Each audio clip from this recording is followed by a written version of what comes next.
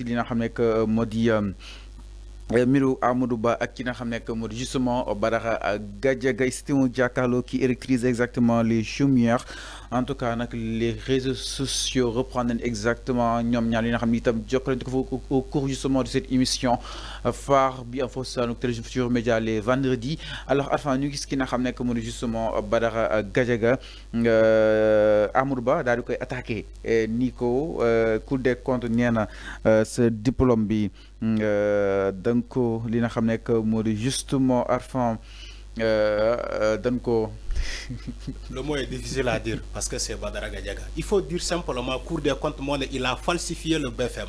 Fallou, tu peux pas le dire. Bu fekkee Sonko moo wax nga wax ko ba wër Sénégalais yi maintenant comme Badara Gadiaga tu n'arrives même pas à prononcer le mot ni que la Cour suprême moo ne Badara Gadiaga dafa falsifier un document administratif le BFM. Il faut le dire. dama ko wax de yow yaa koy wax yow il faut le dire. alors il faut le dire. alors enfin lan nga jàppee ni wala comme naka daal di jàngatee coow li diggante ak Badara Gadiaga ak ki nga xam ne que moo di Amadou Ba par rapport ak cette supposée falsification bi nga xam ni itam ñu ngi koy wax jëm si wàllu BFM am concrètement c'est pas un supposé c'est une réalité. parce que Badara confirmé wul non c'est pas Badara Gadiaga de confirmer. ah mais dañuy jël ñaari côté yëpp. si Badara Gadiaga n'a pas confirmé ou il n'est pas d'accord il aurait fait un recours en contestant la décision de la Cour des comptes. Okay. Mais il ne l'a pas fait. Il sait que le BFM a été falsifié. Donc c'est un silence. Non, mais c'est un... Qui avoue? Non, c'est Fallou. Fallou. Gis nga un journaliste doit équilibrer l'information. Gis nga boo nekkee journaliste présentateur. Il faut savoir équilibrer le débat. Ok. Allez-y, attends. Toutes les choses que tu as au niveau de la presse, il faut les dire telles qu'elles sont. Telles quelles. Alors, attends. Maintenant Fallou, c'est moi qui parle. Après, mën nga wax. Ok. Gis nga un débat. Un débat n'a de sens si il est partagé. Par round d'observation, ku nekk am wàllam lu muy wax. Et aussi, un débat a un sens quand le présentateur de l'émission savent canaliser le débat. C'est très important li may wax ni. Lo bëgg wax foofu noonu Alphane. Alors, s'il y a une information comme quoi que Badara Gadiaga, selon la Cour des comptes, c'est un rapport. C'est pas une accusation fallacieuse. Soyons sérieux, Fallou. C'est pas une accusation fallacieuse. C'est un rapport de la Cour des comptes. Moom moo ne Badara Gadiaga yow da nga liggéeyee biir foire sur faux et usage de faux. Loolu moo am. Pourquoi les gens n'ont pas l'amabilité de le dire, de dire la vérité?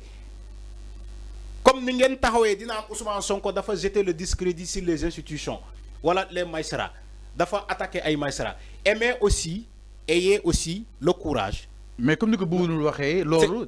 dinaa ñëw ci Bouba Ndour day nekk si mal à l'aise. dinaa ñëw pour débattre ko. dinaa ñëw ci Bouba Ndour. Ok dama ne. Fallou boo nekkee fii di présenter émission. Il faut que tu aies le courage de dire que la Cour des comptes a dit à Badara Gadiaga da nga falsifier un diplôme de BFM te ñu jox la ndombal tànk pendant 5 ans ou bien sinon 4 ans au niveau de l'institution de la foire de Dakar. ngay jël salaire sénégalais di la dagg salaire pendant 5 ans wala 4 ans nga koy jëfandikoo ak say njaboot il faut ayer le courage de le dire à Badara Gadiaga. Moi, je ne suis pas contre Badara Gadiaga, mais je dis que c'est ça la réalité. Il faut le dire dans les plateaux. Pourquoi vous n'aimez pas le dire dans les plateaux? Et c'est une réalité. Si Badara Gadiaga n'est pas d'accord, il n'aurait fait un recours en accusant la cour des comptes. La Cour des comptes ni que waxo deug. Man Badara Gadiaga, je n'ai pas falsifié un BFM, mais Badara Gadiaga ne l'a pas fait. Il ne l'a pas fait. À base de ce rapport-là, moom Badara Gadiaga taxawul ne Cour des comptes li nga génnee ni ci rapport waxoo dëgg. Donc on sous-entend que ni que loolu moo am. On sous-entend ni que loolu moo am. Donc c'est des faits. Dama ne ñoom ñëpp ñu ñuy épingler c'est à base des rapports. C'est des rapports. C'est pas l'État du Sénégal qui a porté plainte contre Badara Gadiaga. Pourtant l'État du Sénégal pouvait le faire. Parce que daf ko doon daggal salaire qui à base de faux et usage de faux. L'État du Sénégal peut poursuivre tes Badara Gadiaga dans un pays sérieux. Moi, je ne suis pas dans les querelles entre Badara Gadiaga et Amadou Ba. Je ne suis pas dans ça. Parce que ça me concerne. Mais enfin, vous nous que ni débat bi devenu mettre mal à l'aise concrètement. Non. Ok. Non, soyons sérieux. Dama ne, man, damay joxe sama xalaat man. Moi, je me préciser, j'aimerais préciser, man Arfan, je ne suis pas là pour défendre l'honorable député Amadou Ba. Je ne suis pas là pour défendre le chroniqueur Badara Gadiaga. Man, je suis là pour dire sama khalat. Par rapport aux faits. Damane. Normalement, dans un pays sérieux, si une personne est poursuivie dans un rapport, ou bien est citée dans un rapport, ni que de falsifier un document administratif, de falsifier un diplôme, qui est à base de cette falsification, nous avons pendant 5 ans. État du Sénégal dit la dagal salaire. Qui à base de ce faux et usage de faux. Dans un pays sérieux là, cette personne-là devait être poursuivie en justice. Bon, pareil, indemnisation, pendant les 5 ans, il le rembourse. Il doit rembourser cet argent-là.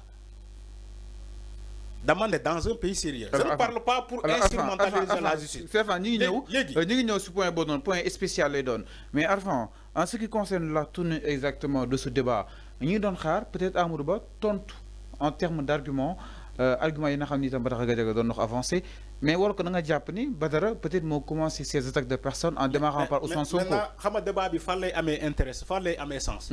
Si Amadou Ba dit à Badara Gadiaga que ni yow à base d'un rapport de la Cour des comptes lañ la toppee nii. Mais débat mais non mais nekkul un débat personnel. dañ doon xaar Badara Gadiaga mu tontu loolu. Parce que Sénégalais yi bëgg nañ ci ay tontu comme yow ni nga waxee ni tontuwul ba léegi.